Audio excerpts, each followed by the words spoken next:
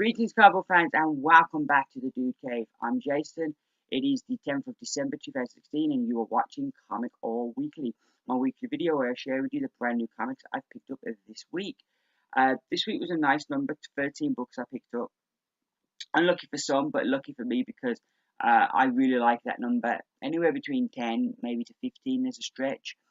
Uh, I find it really easy to get through the books each week that way, and I still have time to read other stuff. So it's a really sweet number. And I know in the new year, what I'm trying to start now, but certainly next year, I want to bring my list.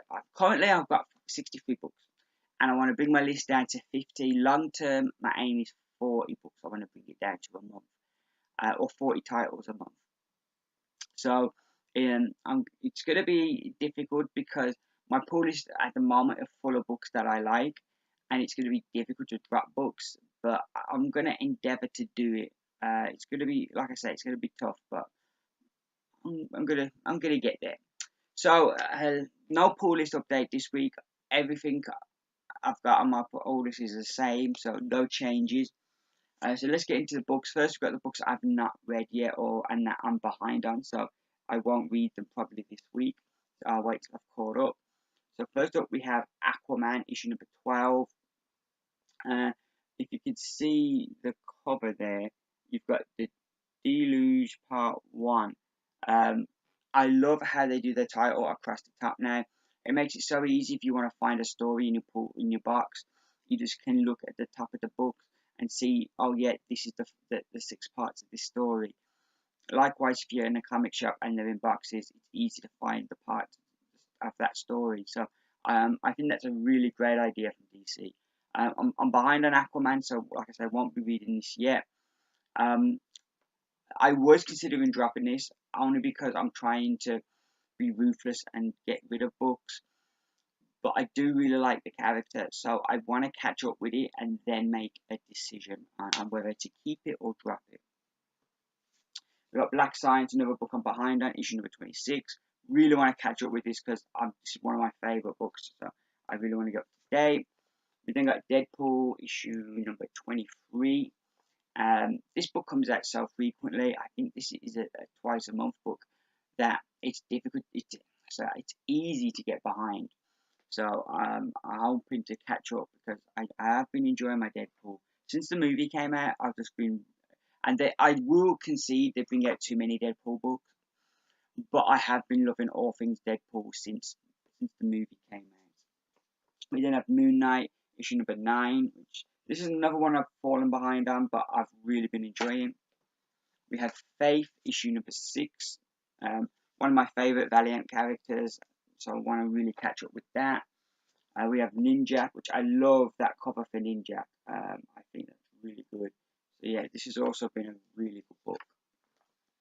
We have Archer, The Adventures of Archer and Armstrong, issue number 10, that I'm also behind on.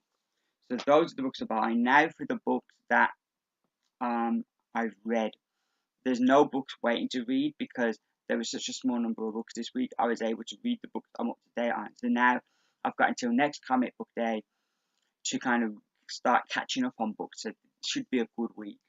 So next up, we got Green Arrow, issue number 12, which I really enjoyed. I'm loving Green Arrow. I love having Black Canary back with him in the book. I'm loving the relationship with him and Diggle. And how the characters are written is really good. This issue sees Ollie return to Seattle. They all think that Oliver Queen is dead and that he was corrupt because he was set up by his business partner, and he's returned. And his kind of first thing is to take down the guy that betrayed him and to get his part of the company back. But Black Widow gives him some bad advice and tells him to leave it, that to do good rather than go after revenge, which is selfish. But once the bad guys learn that Green Arrow is back and they know that Green Arrow is Oliver Queen, then they're like, we need to destroy Green Arrow. So, if he'd have gone and dealt with it straight away, he'd have had the element of surprise and been able to deal with them quicker and easier than now, while they've have had enough time to formulate a plan. So, with a bit of bad advice there from Harley, I'm sorry, from Canary. The art in this book also I really enjoyed. And it's just great to have a Green Arrow book that is like street level, but also is really good. one of my favourite characters, and I'm really enjoying that book. I would not believe it's the same writer, you know, 'cause it's just so different. We then have Superman issue number 12, kicks off a brand new story called Super Monster, features Frankenstein, one of my favourite DC characters, so I was really excited to see him. We get that usual trope of two heroes meeting up and having a misunderstanding and ending up fighting. It is a glorious battle between Frankenstein and Superman that I just absolutely enjoyed. Loved the end. It wasn't a twist because you kind of expected it to go that way, but that isn't always a bad thing. A book living to expectation. My only gripe with the book is we had a similar thing last week where Superman met Swamp Thing and they had a misunderstanding and had a fight, and you kind of to get that same thing 2 weeks in a row. Um, it just felt very repetitive. But other than that, I really enjoyed this. Really great stuff. And we then have the Unworthy 4, issue number 2, which I really enjoyed. We get the collector coming into it now, and it looks very much like 4 is going to get the Monia from the Ultimate Universe. So we'll end up with two 4s in the world, in the universe. So it's kind of like Marvel can keep two audiences happy. Here's our we've got more differentiation. Um, of like of different sexes, religious backgrounds, colour, but at the same time we've still got the originals for the fans that want the originals. So they're kind of trying to please two masters. I don't know if that can end up being successful in the long run. But for this story, I'm really enjoying it. 4 is really going through a rough patch. It was cool seeing Better Ray Bill, and I always like when they have a nod to things that happened way back, and that is always really good. The art as well by Olivier Coipel is just gorgeous, and yeah, this was another really good issue. That kind of builds up the collector as the ultimate Mjolnir from the Ultimate Universe, and he wants 4 to share secrets, but 4 can't know how it works. His hammer won't come to him, and you know the collector gets particularly ruthless to try and extract the information he wants out of 4. But yeah, I really enjoyed this. It's great seeing the Odin son again. I didn't realise how much I missed him until seeing him in here. But yeah, another book I enjoyed. My favourite book out of the books that I read this week so far is Avengers number 2. I love, you know, time travel and stories that deal with time travels and alternate realities. Now in Avengers, Vision has declared war on Kang as Kang took him over and used him against the Avengers as a weapon. So he's gone back. He's found the point where Kang was born, and he's gone and taken the baby Kang and hidden him somewhere. So this alters Kang's future. So Kang has kind of come back to kind of find Vision and find out what's happened and get the baby him back.